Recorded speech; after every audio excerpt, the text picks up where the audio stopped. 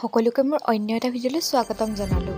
কাৰণ সকলোৱে জানে যে শ্ৰীমন্ত শংকৰদেৱ সংঘৰ অধিৱেশন এইবাৰ যোৰহাটত হৈছে। আৰু এয়া মোৰ পিছফালে মা, খুৰী, ভণ্টি, পাপা গৈছে বাহঁতক আনিব। চ' আমি ওলাই মেলি ৰেডি হৈ ৰৈ আছোঁ। আমি গৈ পোৱাৰ আগতে ভাগৱত ভ্ৰমণ ওলাই গ'ল, বাট লাকিলি ৰাস্তাত হ'লেও দেখি পালোঁ।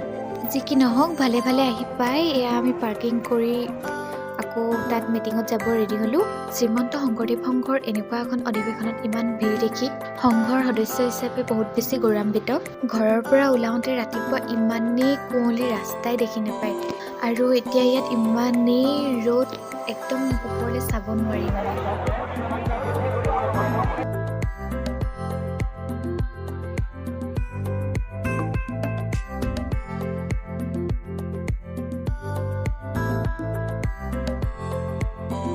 জয় গুৰু শংকৰ, জয় শ্ৰীমন্ত শংকৰদেৱ সংঘ, কৃষ্ণ।